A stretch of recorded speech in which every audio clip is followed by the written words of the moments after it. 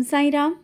बाबा कहते हैं, मेरे प्यारे बच्चे, कैसे हो और कैसा रहा आज का दिन। हाँ, जानता हूँ आज किसी काम को लेकर तुम बहुत चिंतित थे, जिसे समय पर होना चाहिए था और तुम नहीं कर पाए। उसका कारण कुछ भी हो सकता है, लेकिन आज कुछ कारण था आलस तुम्हारा। तुम आलस में कामों को टालते रहते हो, और ये तुम्हें इसलिए कह रहा हूँ ना, ये कुछ दिनों से तुम्हारे मन में ये विचार चलता है, अभी कर लेंगे, थोड़ी देर बाद कर लेंगे, और वो काम देर से हो जाता है। और देर से होने के कारण वो काम जब टल जाता है, तुम चिंतित होते हो कि ये हमने समय पर क्यों नहीं किया। और कारण तुम खुद भी समझते हो, और तुमने मुझसे बोला भी कि बाबा अब गलती हो गई है, अब ये काम फिर से समय पर करूँगा। बच्चे, निराश मत हो। जानता हूँ तुम अपनी लगन से काम करना चाहते हो और कर भी रहे हो, लेकिन तुम्हारे मन में जो एक शंका के भाव आ जाते हैं ना, कि शायद कहीं पर कुछ कमी रह गई है, कमी रह गई है। कमी नहीं है। और तुम जिस तरह से लगन से अपने कार्य कर रहे हो, करते रहो। मैं हूँ ना तुम्हारे साथ। हर एक काम समय पर करवाऊँगा। कोई भी काम तुम्हारा अधूरा नहीं रहेगा। इन्हीं सब बातों में आज पूरा दिन गया। थोड़ा समय तुम मेरे पास भी बैठे और तुमने मुझसे बातें भी की।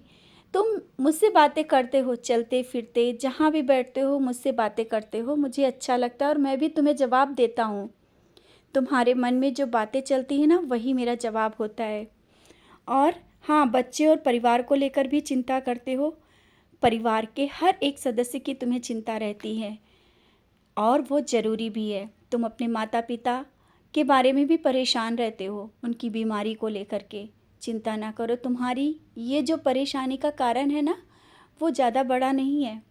तुम्हारी चिंता से पहले मैं बैठा हूँ, और वो थोड़ी बहुत जो परेशानियाँ हैं ना, वो भी चली जाएंगी।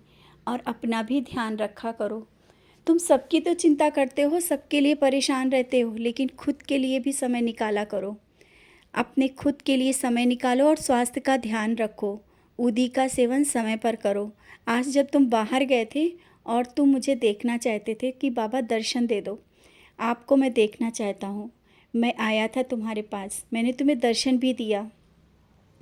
भले वो किसी रूप में हो, मैं तुम्हें दर्शन जब तुम कहते हो, जहाँ भी कहते हो, मैं दर्शन देता हूँ। आज भी ऐसा ही हुआ। सुबह जब तुम बाहर निकले, मैंने तुम्हें दर्शन दिया, और घर आकर जब सबसे पहले तुम्हें मुझे प्रणाम किया और मुझे देख करके मुस्कुराए ना, मैं भी तुम्हें देख रहा था और तुम्हारे आने का इंतज़ार करता हूँ। जब तुम घर आते हो और सबसे पहले मुझे देखते हो, मुझे भी बहुत अच्छा लगता है। और कुछ बातें हैं जो तुम खुलकर किसी से करना चाहते हो, घर परिवार में बैठकर बातें करना चाहते हो, और कुछ बातें हैं जो बताना चाहते हो।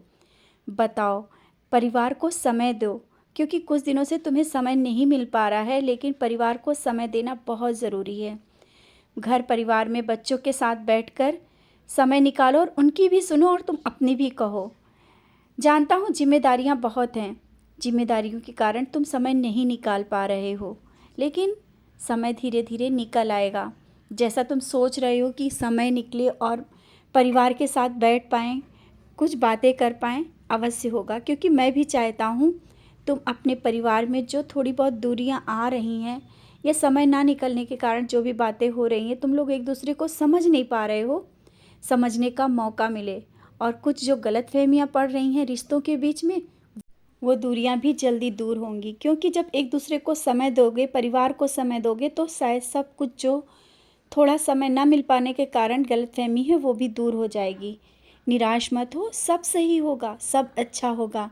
मैं बैठा हूँ, तुम्हारा पिता, तुम्हारा साईं, कुछ कभी गलत नहीं होने दूंगा। तुम चिंता मत किया करो, और जिस कार्य को लिए करना है ना, उसे समय पर बस कर लिया करो। अब आज चिंता मत करो और आराम से सो जाओ। शुभ साईं रात्रि।